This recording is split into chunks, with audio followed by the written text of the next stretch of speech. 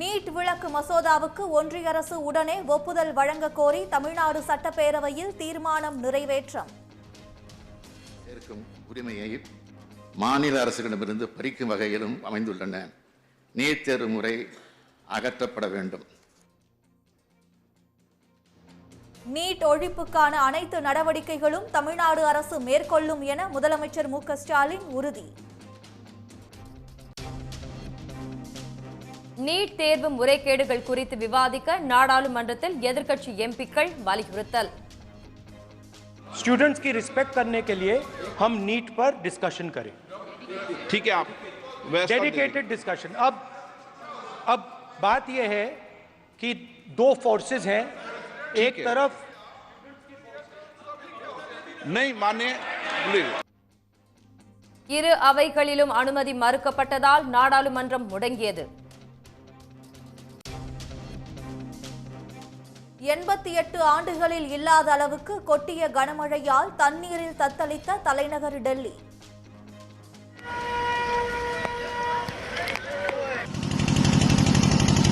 IDMC pumping out process is going on, and in the end of Madhuri March,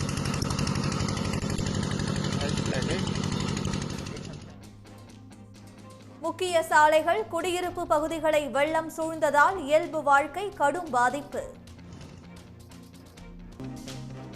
Nilgiri மாவட்டம் பந்தலூர் சுற்று வட்டார பகுதிகளில் 1 மணி நேரத்திற்கும் மேலாக கனமழை.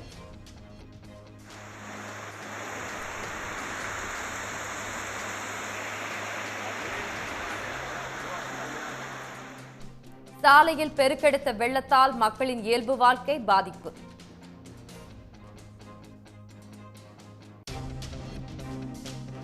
மதுவிலக்கு திருத்த சட்டம் நாளை சட்டப்பேரவையில் அறிமுகம். போதைப் பொருள், கள்ளச்சாராயம் விற்பனை செய்பவர்களுக்கு கடுமையான தண்டனைகள் விதிக்கப்பட வாய்ப்பு.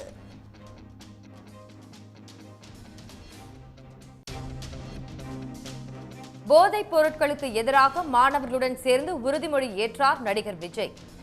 Temporary pleasures, say no to drugs. எனக்காக இது ஒரே வாட்டி ரிப்பீட் பண்றீங்களா? Say no to temporary pleasures. Say no to drugs. No, ஒரே வாட்டி please. Say no to temporary pleasures. Say no to drugs. நன்கு படித்தவர்களும் அரசியலுக்கு வர வேண்டும் என்றும் அழைப்பு.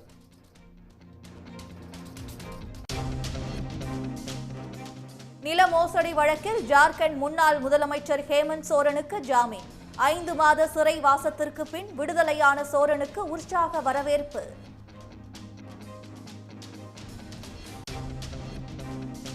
தென்னாப்பிரிக்காவுக்கு எதிரான டெஸ்ட் போட்டியில் இரட்டை சதம் விளாசினார் இந்திய வீராங்கனை ஷபாலி வர்மா. 197 பந்துகளில் 205 ரன்கள் அடித்து அசத்தல். நீட் அமல்படுத்தப்பட்ட பிறகு கிராமப்புற ஏழை மாணவர்களுக்கு மருத்துவ படிப்பு எட்டாக்கணியாகிவிட்டதாக கவலை தெரிவித்துள்ள முதலமைச்சர் மு க ஸ்டாலின், நீட் தேர்வை ஒழிப்பதற்கான அனைத்து நடவடிக்கைகளையும் அரசு மேற்கொள்ளும் என்று உறுதி கூறியுள்ளார். சட்டப்பேரவையில் கேள்வி நேரம் முடிந்ததும் நீட் தேர்வுக்கு எதிரான தீர்மானத்தை தாக்கல் செய்து முதலமைச்சர் மருத்துவத்துறையிலும் பல்வேறு பொது சுகாதார குறியீடுகளிலும் நாட்டிற்கே முன்னோடியாக தமிழ்நாடு திகழ்வதாக கூறினார். பள்ளிக்கல்வி மதிப்பெண் அடிப்படையில் சமூக நீதியை அனைத்து பிரிவு மாணவர்களும் கொண்டு சென்ற முன்னோடி சேர்க்கை முறையை தமிழ்நாடு பின்பற்றி வருவதாக பெருமிதத்துடன் கூறிய முதலமைச்சர், நீட் தேர்வு வந்த பிறகு மருத்துவ கல்வி ஏழை எளிய மாணவர்களுக்கு எட்டாக்கணியாக மாறிவிட்டதாக தெரிவித்தார். அதனால்தான் நீட் தேர்வு அறிமுகமான நாளிலிருந்தே திமுக அதனை அரசியல் ரீதியாகவும் சட்ட ரீதியாகவும் எதிர்த்து வருவதாக கூறினார். நீட் தேர்வை அகற்றவும் தமிழ்நாட்டில் 12ஆம் வகுப்பு மதிப்பெண்கள் அடிப்படையில் மருத்துவ மாணவர் சேர்க்கையை நடத்தும் மசோதாவுக்கு உடனே ஒப்புதல் வழங்க கோரியும் சட்டப்பேரவையில் தனி தீர்மானம் கொண்டுவரப்படுவதாக அவர் தெரிவித்தார். கிராமப்புற ஏழை எளிய மாணவர்களின் மருத்துவக் கல்வி வாய்ப்புகளை கடுமையாக பாதிக்கும் வகையில் பள்ளி கல்வியை அவசியமற்றதாக்கும் வகையில் மாநில மருத்துவக் கல்லூரிகளில் மாணவர்களை சேர்க்கும் உரிமையை மாநில அரசுகளிடமிருந்து பறிக்கும் வகையிலும் அமைந்துள்ளன. நீட் தேர்வு முறை அகற்றப்பட வேண்டும். இந்த தேர்விலிருந்து தமிழ்நாட்டிற்கு விலக்களித்து பள்ளி கல்வியிலும் மாணவர்கள் பெறும் 12ஆம் வகுப்பு மதிப்பெண்கள் அடிப்படையில் மருத்துவ மாணவர் சேர்க்கையை மேற்கொள்வதற்காக இந்த சட்டமன்ற பேரவை ஒருமனதாக நிறைவேற்றி அனுப்பிய நீட் விலக்கு சட்ட முன்வடிவிற்கு ஒன்றிய அரசு உடனடியாக ஒப்புதல் அளித்திட வேண்டும். தொடர்ந்து பல முறைகேடுகளுக்கு வழிவகுத்து வரும் இந்த தேர்வு முறையை பல்வேறு மாநிலங்களுக்கு தற்போது எதிர்த்து வரும் நிலையிலும் தேசிய அளவில் நீட் தேர்வு முறை கைவிடப்படும் வகையில் தேசிய மருத்துவ ஆணைய சட்டத்தில் தேவைப்படும் திருத்தங்களை ஒன்றிய அரசு மேற்கொள்ள வேண்டும் என தமிழ்நாடு சட்டமன்ற பேரவை ஒருமனதாக வலியுறுத்துகிறது. முதலமைச்சர் கொண்டு வந்த தீர்மானத்தை ஆதரித்து பேசிய சட்டப்பேரவை கட்சி தலைவர்கள் செல்வ பெருந்தகை, நாகை மாலி, ஆலூர் ஷா நவாஸ், ஜி.கே. மணி, ஜவாஹிருல்லா, சதன் திருமலைக்குமார், கொங்கு ஈஸ்வரன், வேல்முருகன் ஆகியோர் நீட் தேர்வு குறித்து தமிழ்நாடு சொன்னதை இப்போதுதான் நாடு புரிந்து கொள்ள தொடங்கியிருப்பதாக கூறினார். நீட் விவகாரத்தில் பல்வேறு சிக்கல்கள் இருப்பதாக உச்சநீதிமன்றமும் ஒத்துக்கொண்டிருப்பதை அவர்கள் சுட்டிக்காட்டினர். நெட்டிலே இன்றைக்கு மிகப்பெரிய மோசடி நடந்திருக்கிறது. அதுவும் இன்றைக்கு வெளிவந்திருக்கிறது. உச்சநீதிமன்றம் மிக வேகமாக கொட்டிருக்கிறது. ஆக ஒன்றிய அரசால் நடத்தப்படுகின்ற அனைத்து தேர்வுகளிலும் மோசடி நடைபெறுகிறது. அதனால்தான் மாண்புமிகு தமிழக முதலமைச்சர் அவர்கள் தொடர்ந்து இன்றைக்கு நீட்டை எதிர்த்துக் கொண்டிருக்கிறார்கள். ஆக அவர் எதிர்த்து இன்றைக்கு கொண்டு வந்திருக்கின்ற அரசியல் தீர்மானத்தை நான் வரவேற்கின்ற அதே நேரத்தில் யூபிஎஸ்ல இந்த தவறு நடக்குது. மெடிக்கல் முடிக்கணும் அப்படின்னு சொன்னா 1.5 கோடி ரூபாய் வேண்டும். எத்தனை குழுமங்கள் அதை கட்ட முடியும்? ஆனா இன்றைக்கு ஒரு மிகப்பெரிய பிரச்சனை இதில் இருக்கிறது. ஆனால் தமிழகத்தின் சார்பாக முதலமைச்சர் அவர்கள் பல்வேறு தீர்மானங்களை இங்கே கொண்டு வந்திருக்கிறார்கள். இருந்தாலும் கூட அதை ஒழிக்க முடியாமல் இருக்கிறது. கல்லூரி பேராசிரியர்களுக்காக நெட்டு ஸ்லெட் என்ற ஒரு தேர்வு இருக்கின்றது. இந்த அவையில் இருக்கக்கூடிய கல்லூரியிலே பணிபுரிந்த நானாக இருக்கட்டும் அல்லது நமது மாண்புமிகு உயர்கல்வித்துறை அமைச்சராக இருக்கட்டும், நாங்கள் எந்த நீட்டோ எந்த ஸ்லெட்டோ நெட்டோ எழுதாம தான் ஓரளவுக்கு எங்கள் மாணவர்களால் போற்றப்படக்கூடிய பேராசிரியர்களாக மாறி இருக்கின்றோம். இந்த சூழலில் ஒட்டுமொத்தமான அனைத்து நுழைவுத் தேர்வுகளும் ரத்து செய்யப்பட வேண்டும் என்பதுதான் நியாயமானது. இது போன்ற தேர்வு தேவையில்லை. நீட் போன்ற தேர்வு எதிர்காலத்தில் தேவையில்லை. நம்முடைய மாணவர்கள், குறிப்பாக கிராமப்புறங்களில் வாழ்கின்ற ஏழை மாணவர்களும் எம்பிபிஎஸ் போன்ற உயர்கல்வி கற்பதற்கு வர வேண்டும் என்பதற்காக இந்த முறையை ஒழிப்பதற்கு நம்முடைய மாண்புமிகு முதல்வர் அவர்கள் எடுத்த நடவடிக்கைக்கு நான் மீண்டும் நன்றி தெரிவித்து அமர்கிறேன். நீட் தனி தீர்மானத்திற்கு எதிர்ப்பு தெரிவித்து பாஜக உறுப்பினர்கள் வெளிநடப்பு செய்தனர். விவாதத்திற்கு பதிலளித்து பேசிய முதலமைச்சர், நீட் விலக்கு தொடர்பாக சட்டப்பேரவை ஏற்கனவே நிறைவேற்றி அனுப்பிய சட்ட முன்வடிவின் மீது ஒன்றிய அரசின் அத்தனை கேள்விகளுக்கும் தெளிவாக பதிலளித்த பிறகும் ஒப்புதல் அளிக்காமல் தாமதிப்பதாக குற்றம் சாட்டினார். இதனைத் தொடர்ந்து உறுப்பினர்களின் ஆதரவுடன் நீட் தனி தீர்மானம் ஒருமனதாக நிறைவேறியதும். இதனிடையே நீட் தேர்வை விலக்க கோரி வரும் 3ஆம் தேதி சென்னை வள்ளுவர் கோட்டம் அருகே கண்டன ஆர்ப்பாட்டம் நடைபெறும் என்று திமுக மாணவர் அணி சார்பில் அறிவிக்கப்பட்டுள்ளது. மக்களவையில் நீட் விவகாரம் தொடர்பாக விவாதிக்க அனுமதி மறுக்கப்பட்டதால் கடும் அமளி ஏற்பட்டு நாள் முழுவதும் அவை ஒத்திவைக்கப்பட்டது. அதேபோல் மாநிலங்களவையிலும் அமளி ஏற்பட்டு அவை அடுத்தடுத்து 2 முறை ஒத்திவைக்கப்பட்டது. இந்தியாவில் 24 லட்சம் மாணவர்கள் நீட் தேர்வு எழுதிய நிலையில் கேள்வித்தாள் கசிவு, மதிப்பெண் முறைகேடு, ஆள்மாறாட்டம் என அடுக்கடுக்காக பல புகார்கள் எழுந்தன. குஜராத், பீகார், ராஜஸ்தான், மகாராஷ்டிரா, உத்தரப்பிரதேசம் உள்ளிட்ட மாநிலங்களில் முறைகேடுகள் நடைபெற்றதும் அம்பலமானது. இந்நிலையில் மக்களவை கூடியதும் மற்ற அலுவல்களை ஒத்திவைத்து நீட் முறைகேடுகள் குறித்து விவாதிக்க வேண்டும் என்று இந்தியா கூட்டணி எம்பிக்கள் மனு அளித்திருந்தனர். மாணவர்களின் உணர்வுக்கு மதிப்பளித்து நீட் விவகாரம் குறித்து ஆக்கப்பூர்வமாக விவாதிக்க வேண்டும் என எதிர்க்கட்சித் தலைவர் ராகுல் காந்தி பேசிக் கொண்டிருந்த போதே அவரது ஒலிவாங்கி இணைப்பு துண்டிக்கப்பட்டது. हिंदुस्तान के जो स्टूडेंट्स हैं उनको हम जॉइंट मैसेज देना चाहते थे. हाँ दे, आप सुनिए जॉइंट मैसेज देना चाहते थे ऑपोजिशन और सरकार के साइड से कि इस मुद्दे को हम ज़रूरी मानते हैं और इसीलिए हमने सोचा था कि आज स्टूडेंट्स की रिस्पेक्ट करने के लिए हम नीट पर डिस्कशन करें. இதற்கு எதிர்ப்பு தெரிவித்து காங்கிரஸ், திமுக உள்ளிட்ட இந்தியா கூட்டணி கட்சிகளின் எம்பிக்கள் முழக்கமிட்டனர். பதிலுக்கு பாஜக எம்பிக்களும் குரல் எழுப்பியதால் அவையில் குழப்பம் நிலவியது.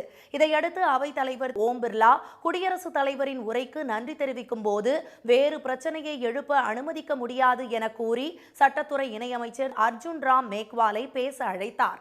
இதனால் எதிர்க்கட்சியினர் தொடர்ந்து கடும் அமளியில் ஈடுபட்டதால் மக்களவை நாள் முழுவதும் ஒத்திவைக்கப்பட்டது. देशी और मुद्दों पर चर्चा नहीं करना चाहते। सभा की कार्रवाई सोमवार दिनांक 1 जुलाई 2024 को प्राप्त 11 बजे तक के लिए स्थगित की जाती है. இதுபோல் மாநிலங்களவையிலும் நீட் முறைகேடு குறித்து விவாதிக்க அனுமதி மறுக்கப்பட்டதால் அமளி ஏற்பட்டது. பாஜக கூட்டணியை சேர்ந்த மதசார்பற்ற ஜனதாதளம் கட்சியின் தலைவரும் முன்னாள் பிரதமருமான தேவேகவுடா பேசுகையில் நீட் தேர்வு முறைகேட்டால் லட்சக்கணக்கான மாணவர்கள் பாதிக்கப்பட்டுள்ளதாக குறிப்பிட்டது பரபரப்பை ஏற்படுத்தியது. மேலும் எதிர்க்கட்சி உறுப்பினர்கள் தொடர்ந்து அமளியில் ஈடுபட்டதால் மாநிலங்களவை அடுத்தடுத்து 2 முறை ஒத்திவைக்கப்பட்டது. முன்னதாக காங்கிரஸ் உறுப்பினர் பூலோ தேவி நேடம் திடீரென மயங்கி விழுந்ததை அடுத்து உடனடியாக மருத்துவமனைக்கு கொண்டு செல்லப்பட்டார்.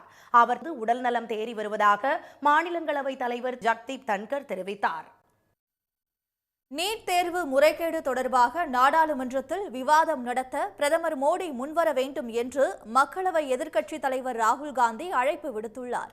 எக்ஸ் தளத்தில் வீடியோ ஒன்றை வெளியிட்டுள்ள ராகுல் காந்தி மாணவர்களுக்கான உரிய மரியாதையை அளிக்கும் விதமாக நீட் முறைகேடு விவகாரத்தின் மீது பிரதமர் மோடி விவாதத்தை நடத்த வேண்டும் என்று வலியுறுத்தியுள்ளார். ஒன்றிய பாஜக அரசுடன் சண்டையிட எதிர்க்கட்சிகளுக்கு விரும்பவில்லை என்று கூறியுள்ள ராகுல் காந்தி நீட் விவகாரத்தில் விவாதத்திற்கு தயார் என்றும் தங்களின் பார்வையை முன்வைக்கவே எதிர்க்கட்சிகள் விரும்புவதாகவும் தெரிவித்துள்ளார். ஆனால் விவாதத்தை நடத்தி அவர்களது கருத்தை எங்களுக்கு கூறி அவர்கள் செய்யப்போவதையும் தெரிவிக்க வேண்டிய பிரதமர் மோடி விவாதத்தையே விரும்பவில்லை என்று ராகுல் காந்தி குற்றம் சாட்டியுள்ளார்.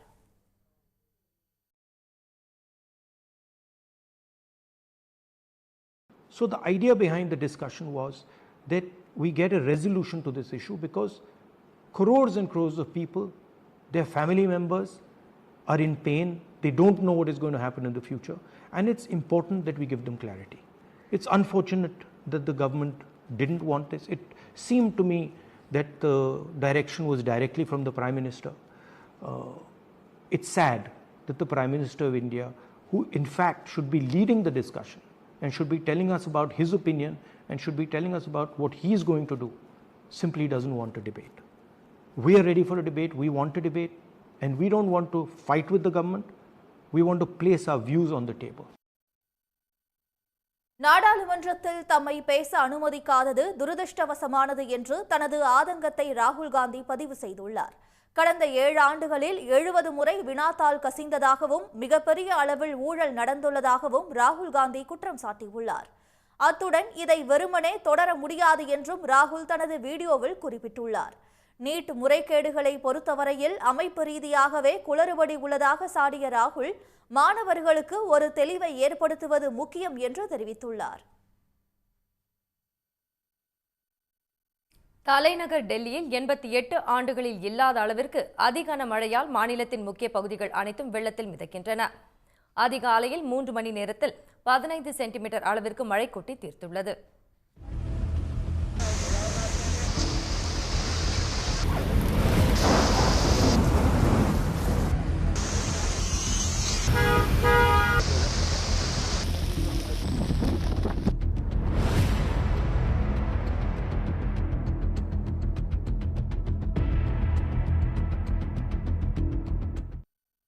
டெல்லி நகரம் பெய்த கனமழையால் காலை முதலே பல இடங்களில் காட்டாறு போல் வெள்ளம் பாய்ந்தோடியது. பல இடங்களில் வெள்ளம் தேங்கியதால் போக்குவரத்து முடங்கியது. வசந்த் விஹார் என்ற இடத்தில் நடைபெற்று வரும் பிரம்மாண்ட கட்டுமானத்திற்கான அஸ்திவார குழியை மழை வெள்ளம் நிரப்பியது. அப்போது அதன் ஓரத்தில் அமைக்கப்பட்டிருந்த 3 தற்காலிக கூடாரங்கள் சரிந்து அஸ்திவார குழிக்குள் விழுந்தன. அந்த கூடாரத்தில் தங்கியிருந்த 3 தொழிலாளர்களும் வெள்ளத்தில் மூழ்கினர். அவர்களை தேடும் பணியில் தேசிய பேரிடர் மீட்புப் படையினர் ஈடுபட்டு வருகின்றனர்.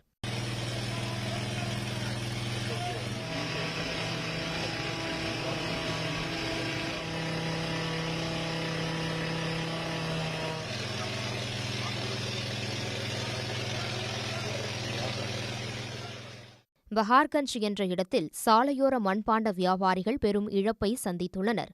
விற்பனைக்கு வைக்கப்பட்டிருந்த மண்பாண்டங்கள், அகல்கள், கலைநயமிக்க பாண்டங்கள் அனைத்தும் நீரில் மூழ்கி உடைந்தன. கடந்த 40 ஆண்டுகளில் இதுபோன்ற ஒரு இழப்பை தாங்கள் சந்தித்ததில்லை என்றும் மண்பாண்ட தொழிலாளர்கள் வேதனையுடன் தெரிவித்துள்ளனர்.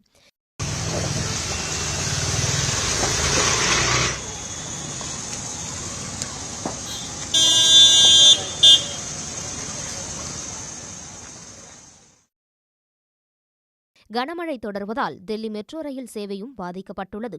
ஆசாத் மார்க்கெட் பகுதியில் உள்ள சுரங்க பாலத்தில் சிக்கிய பேருந்தில் இருந்த பயணிகளை தீயணைப்பு வீரர்கள் கயிறு கட்டி மீட்டனர். சாகேத் மெட்ரோ ரயில் நிலையத்தை சுற்றி மழைநீர் தேங்கியுள்ளது.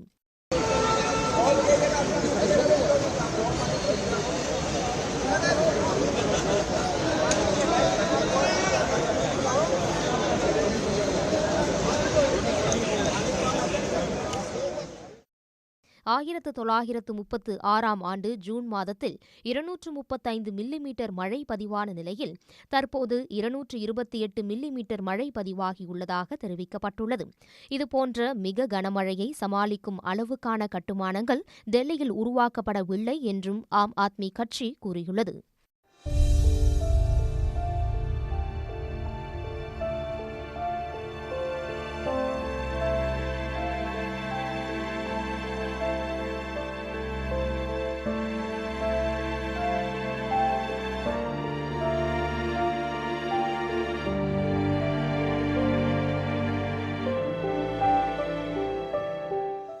மழை காரணமாக மாநிலத்தின் பல பகுதிகளிலும் மின்சாரம் துண்டிக்கப்பட்டுள்ளது.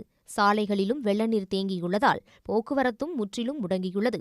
இதனால் மக்களின் இயல்பு வாழ்க்கை வெகுவாக பாதிக்கப்பட்டுள்ளது. தலைநகர் டெல்லியில் கனமழை, வெள்ள பாதிப்புகளுக்கு சாமானிய மக்கள் மட்டுமின்றி மாநில அமைச்சர், எம்பிக்கள் உள்ளிட்ட அரசியல் தலைவர்களும் தப்பவில்லை.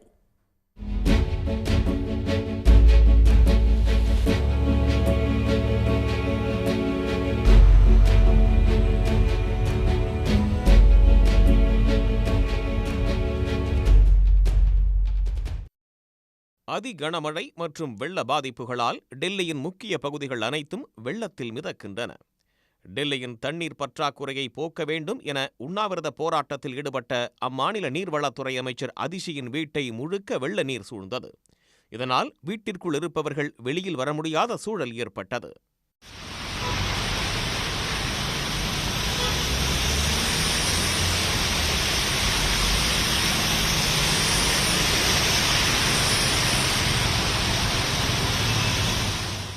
காங்கிரஸ் மூத்த தலைவரும் திருவனந்தபுரம் எம்பியுமான சசி தரூர் தன்னுடைய வீட்டைச் சுற்றி வெள்ள நீர் தேங்கி நிற்கும் வீடியோவை எக்ஸ் வலைதளத்தில் பதிவிட்டுள்ளார். மேலும் தனது வீடு முழுவதும் அனைத்து பகுதிகளிலும் 1 அடிக்கு மேலாக தண்ணீர் தேங்கி நிற்பதாகவும், தங்கள் பகுதியில் உள்ள மழைநீர் வடிகால்கள் அடைத்துள்ளதால் தண்ணீர் செல்ல வழியின்றி இருப்பதாகவும் அவர் தனது பதிவில் குறிப்பிட்டுள்ளார்.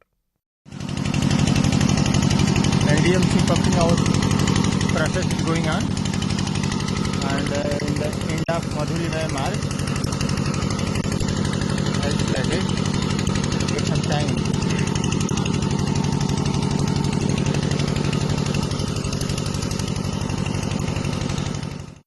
மற்றொரு காங்கிரஸ் எம்பியான மனிஷ் திவாரி தனது வீட்டிலிருந்து மழை நீரில் இறங்கி நாடாளுமன்றத்திற்கு செல்லும் வீடியோவை பதிவிட்டுள்ளார்.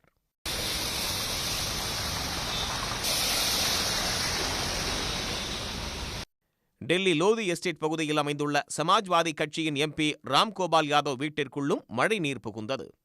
நாடாளுமன்ற கூட்டத்திற்காக புறப்பட்ட ராம்கோபாலை அவரது ஊழியர்கள் வீட்டிற்குள்ளிருந்து சாலை வரை சுமந்து சென்று காரில் ஏற்றினர்.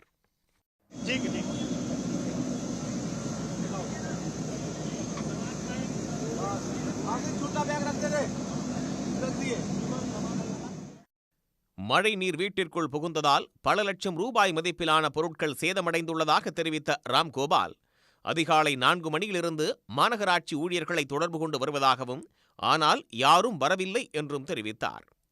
தெற்கு டெல்லியில் உள்ள மாநில போதைப்பொருள் தடுப்பு அலுவலகத்திற்குள்ளும் வெள்ள நீர் புகுந்தது. இதேபோல் பல்வேறு அரசு அலுவலகங்களில் வெள்ளம் புகுந்ததால் முக்கிய கோப்புகள் சேதமாகி இருக்கலாம் என அஞ்சப்படுகிறது.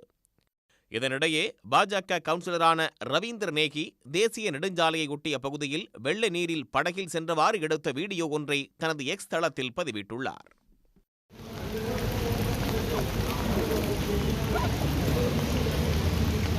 பருவமழைக்கு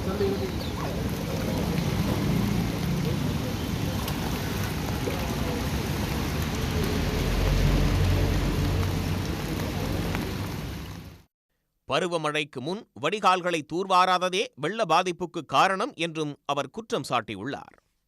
புதுக்கோட்டை பஞ்சாப் நேஷனல் வங்கியில் நகைகள் காணாமல் போன வழக்கின் விசாரணையை சிபிஐ அதிகாரிகள் மீண்டும் வேகப்படுத்தியுள்ளனர்.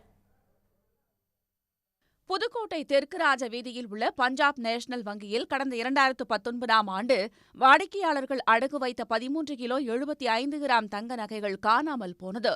இந்த வங்கியில் அலுவலக உதவியாளராக பணிபுரிந்த மாரிமுத்து மீது வங்கி ஊழியர்கள் சந்தேகத்தின் பெயரில் புகார் அளித்திருந்தனர். காணாமல் போன மாரிமுத்துவின் சடலம் கோடியக்கரை கடற்கரை பகுதியில் கண்டெடுக்கப்பட்ட நிலையில் நகைகள் மாயமான வங்கியில் பணிபுரிந்த வங்கி மேலாளர் உள்ளிட்ட சிலர் இடமாற்றம் செய்யப்பட்டனர்.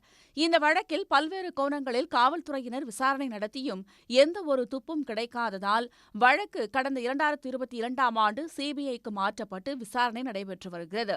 இந்நிலையில் புதுக்கோட்டைக்கு 8 கார்களில் வந்த 17 பேர் கொண்ட சிபிஐ அதிகாரிகள் நகைகள் காணாமல் போன பஞ்சாப் நேஷனல் வங்கிக்கு சென்று விசாரணை நடத்தினர். மேலும் புதுக்கோட்டை வடக்கு 4ஆம் வீதியில் வசிக்கும் வங்கி ஊழியர் வீட்டிலும் விசாரணை நடத்தினர். இந்த விசாரணையை சிபிஐ அதிகாரிகளுக்கு சவால் நிறைந்ததாக இருக்கக்கூடிய நிலையில் நகைகளை திருடியது யார் என்பது குறித்து விரிவாக விசாரணை நடத்த உள்ளனர். கேரளாவில் ரயில் என்ஜினிலிருந்து பெட்டிகள் தனியாக கழன்றதால் பரபரப்பு நிலவியது. கேரள மாநிலம் எர்ணாகுளத்திலிருந்து ஜார்க்கண்ட் மாநிலம் டாடா நகர் வரை செல்லும் விரைவு ரயில் இன்று காலை 7:15 மணிக்கு எர்ணாகுளத்திலிருந்து புறப்பட்டுச் சென்றது. இந்த ரயில் திரிசூரிலிருந்து சொர்ணூர் நோக்கி சென்று கொண்டிருந்தபோது காலை 10:54 மணிக்கு திடீரென பயங்கர சத்தம் கேட்டது. என்ஜினிலிருந்து ரயில் பெட்டிகள் தனியாக கழன்றதால் பரபரப்பு நிலவியது. தகவல் அறிந்து விரைந்த ரயில்வே ஊழியர்கள் என்ஜினிலிருந்து தனியாக பிரிந்த பெட்டிகளை இணைக்கும் பணியில் ஈடுபட்டனர். நல்வாய்ப்பாக ரயில் பெட்டிகள் பாரதப்புழா ஆற்றுப்பாலத்தின் முன்பாகவே கழன்றதால் பெரும் அசம்பாவிதம் தவிர்க்கப்பட்டுள்ளது. ரயில் புறப்பட தாமதமானது. ஆனால் பயணிகள் பத்திரமாக உள்ளனர். இருப்பினும் பாதுகாப்பு நடவடிக்கையாக ரயில் என்ஜினை மீண்டும் முழுமையாக சோதித்த பின்னரே இயக்கப்படும் என்று தெரிவிக்கப்பட்டுள்ளது. இதனையடுத்து ரயில் என்ஜினை பரிசோதிப்பதற்காக மீண்டும் சொர்ணூர் ரயில் நிலையத்திற்கு கொண்டு செல்லப்பட்டது. இதனால் 3 மணி நேரத்திற்கு மேலாக ரயில் தாமதமானதால் பயணிகள் பாதிப்புக்கு உள்ளாகினர். உடனுக்குடன் செய்திகளை தெரிந்து கொள்ள சன் நியூஸ் பெல் ஐகானை கிளிக் பண்ணுங்க.